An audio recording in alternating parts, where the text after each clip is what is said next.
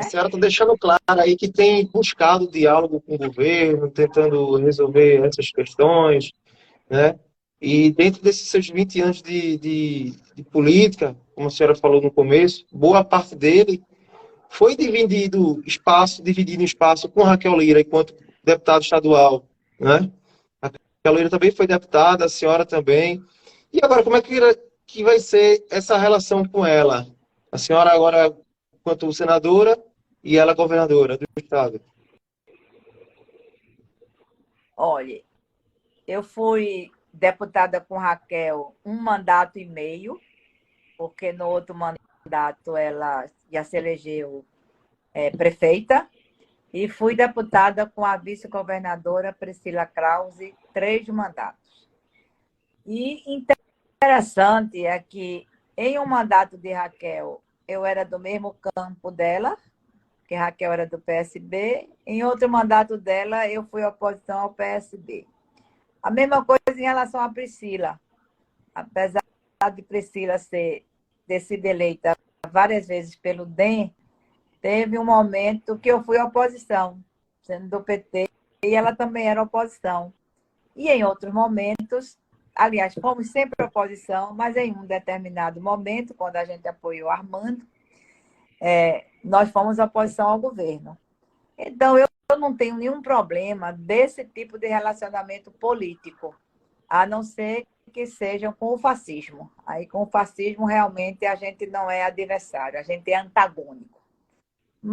Mas com ambas, durante todo o processo de convívio na Assembleia Legislativa, foi um convívio de muito respeito que eu pretendo levar agora para a minha relação com o governo. Eu me sinto respeitada por ambas. Todas as tratativas que eu tive até então foram tratativas de muito respeito. A própria secretária me recebeu com muito respeito e eu também vou respeitar. Uma coisa é o seu posicionamento político de muitas divergências. Outra coisa é você ter um diálogo proativo em cima de uma pauta, considerando uma reivindicação, considerando uma realidade para melhorar o estado de Pernambuco. Eu sou senadora do estado de Pernambuco. O que me competir realizar para o bem do povo de Pernambuco, eu vou fazê-lo. E se para isso eu tiver que passar por organismo do governo, discutir com a governadora, eu farei. Olha, o presidente Lula amanhã vai receber todos os governadores. Quem votou nele, quem não votou. Todos. Dentro de uma relação institucional, né? Eu acho que é isso que eu pretendo fazer e sei que terei espaço de civilidade, de respeito, de divergência, mas também de concordância, né? Para fazer isso, seja pela educação, seja para reivindicar, né, aquilo que eu acho justo, porque eu também não acho justo todas as reivindicações que me chegam, não. Coisas impossíveis, não contem coisas fora da lei, coisas arrumadinhas, coisas de jeitinho, dê um jeitinho para eu passar na frente. Ninguém nem traz muito isso para mim, porque sabe que eu não faço. Mas dentro da lei, dentro daquilo que de fato me compete, eu farei. E essa questão do concurso eu vou acompanhar bem direitinho mesmo, continuar apoiando. Eu defendo que o concurso é a melhor forma de ingresso, né? O contrato temporário, ele é constitucional, os governos, de modo geral, podem usar mão desse artifício de contrato temporário, mas ele não gera direitos que o efetivo tem. É bom que isso fique muito claro. Você pode ter até 6 anos de contrato. São 2 anos, podendo repetir 2 vezes por igual período, o que dá 6 anos. Mas isso não gera, né, os mesmos direitos de um efetivo. Por isso que o concurso é a melhor forma de ingresso. Então, eu espero ter uma relação de respeito, uma relação civilizada, como tive com ambas, e gosto pessoalmente, não é, de todas as duas. A nossa relação foi muito tranquila na Assembleia Legislativa. Ótimo. Espero que permaneça Senadora, assim. deixa eu voltar aqui para o cenário nacional. Quais são, na avaliação da senhora, as principais principais desafios, as principais pautas do Senado na área da educação nos próximos anos. Por exemplo, o Plano Nacional de Educação, né, que ele tem a meta que termina em 2024. Ele é uma dessas prioridades para a revisão dele, por exemplo? Olha, Lula tem dito que a educação é uma prioridade, não é? E dentro disso nós temos a questão da alfabetização na idade certa, nós temos uma questão premente do ensino médio. Esse modelo do ensino médio não está dando bons resultados, há uma grita muito grande dos professores, dos estudantes, do mundo acadêmico, dos sindicatos, né? E a gente precisa dar um jeito, não é, de resolver que modelo de ensino médio a gente quer. Lula tem destacado também a questão do ensino integral, da educação integral, que muitas pessoas pensam que é apenas o tempo integral. Não é. A educação integral tem uma outra configuração, um outro entendimento, não é? E esses gargalos da pandemia. Agora, acho que a gente vai ter também uma pauta econômica muito forte, porque Bolsonaro fez um orçamento muito aquém das necessidades das políticas sociais, criou aquele orçamento secreto, né, com o beneplácito do Congresso, é verdade, né, sem sombra de dúvida, os deputados e senadores usaram, portanto, aprovaram. Então, a gente tem que ter um outro tipo de relação orçamentária, de transparência, de alcance das metas, de chegar, de fato, à ponta a vida das pessoas. E uma situação também de tirar o Brasil novamente do mapa da fome, né? Isso tem a ver com educação? Tem, porque um povo educado é um povo que tem, né, mais força para reivindicar. O per capita da merenda vai melhorar para poder a merenda também entrar nesse contexto da segurança alimentar. Senador, em se tratando de teto de gastos, tem como achar um equilíbrio em relação a esse teto de gastos e o que realmente a educação precisa? Olha, eu acho que foi uma vitória, viu? A PEC da transição.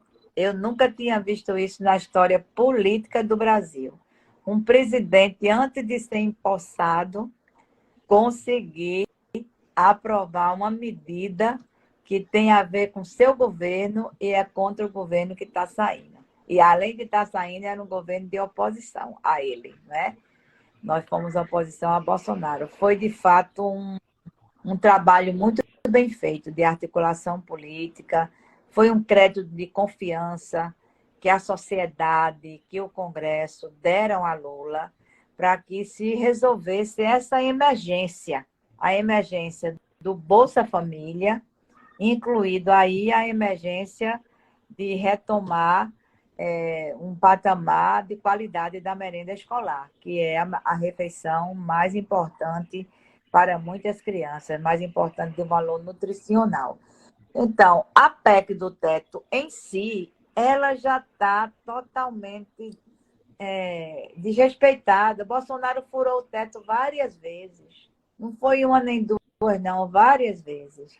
Agora nós estamos furando o teto com autorização congressual, né? A PEC da transição nos autoriza a furar o teto por um ano. Queríamos que fosse mais, mas vai ser só por um ano. Para quê? Para que nesse ano haja um novo modelo fiscal, haja uma âncora fiscal diferenciada da que nós temos, haja também o início do debate, e acho que até dá para concluir, de uma reforma tributária que possa tributar com mais justiça. O nosso país é um dos poucos que não taxa grandes fortunas, por exemplo, né? Que os pobres e a classe média possam pagar menos impostos, quem ganha mais possa pagar mais impostos, porque isso tudo tem a ver não apenas com a roda da economia, mas com as prioridades de políticas públicas. Quando o Lula diz vou botar o pobre no orçamento, é isso que ele está querendo dizer, né? É isso que ele está querendo mostrar que vai ser necessário alterar, sim, as prioridades, e orçamento é escolha. Orçamento não é uma peça só de números e destinação de recursos. Orçamento é escolha política, estratégia de governo. Quem quer usar orçamento somente para pagar a dívida pública, usa bilhões para isso. Quem quer o orçamento para as águas do rio só correrem para o mar, faz isso beneficiando os mais ricos. E a desigualdade social no Brasil cresceu muito. Os mais ricos ficaram mais ricos e os mais pobres ficaram mais pobres. E os mais ricos são infinitamente uma quantidade menor do que os mais pobres. Os mais pobres não só aumentaram quantitativamente, como ficaram mais pobres. Então, essa concentração de riqueza no Brasil, ela tem que ser combatida. Isso tem a ver com destinação dos orçamentos e tem a ver com as prioridades também. Então, a PEC do teto, ela pode ser revogada e acho que ela será revogada dentro desse contexto mais amplo. O que nós queríamos de emergencial, nós conseguimos. Nós vamos furar a PEC do teto com autorização do Congresso. Para quê? Para o Bolsa Família, né? E aquelas coisas que foram aprovadas. O mais a discussão e reformulação que será feita nesse primeiro ano. Senadora, eu não tive a oportunidade de ouvir a senhora recentemente, teve uma entrevista numa rádio de Caruaru, né?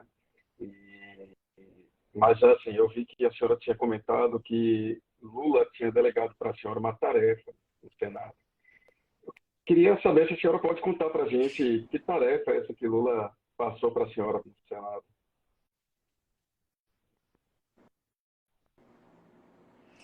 Ele acha que eu sou valente, né? Eu disse a ele que eu sou herdeira das mulheres de Tejucupapo.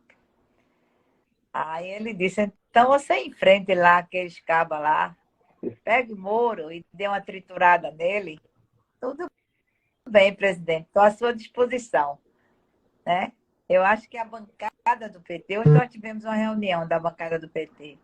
A bancada do PT é muito boa, nós somos 9, né? Nós somos 9 senadores. Eu sou a única senadora titular, mas nós vamos ter mais 2 mulheres suplentes.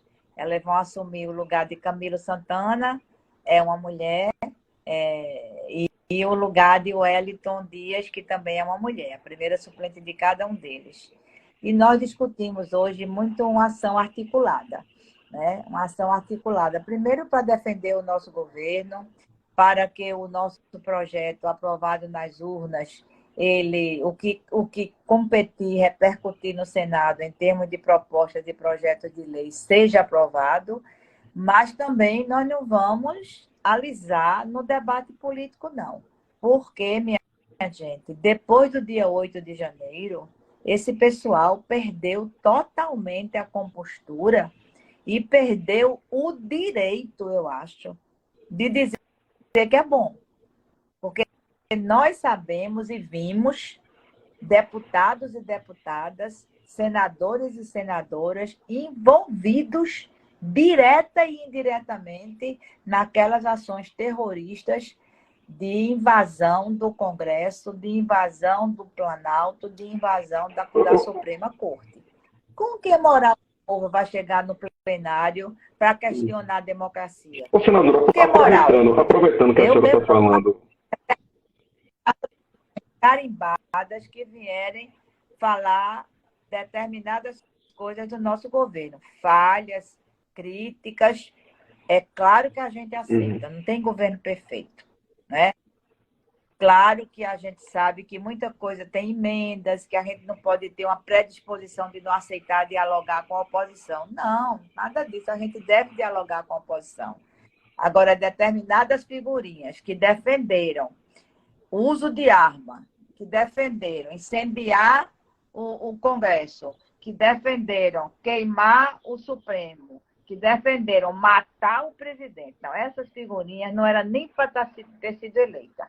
Infelizmente, né, a gente tem que respeitar o voto do povo.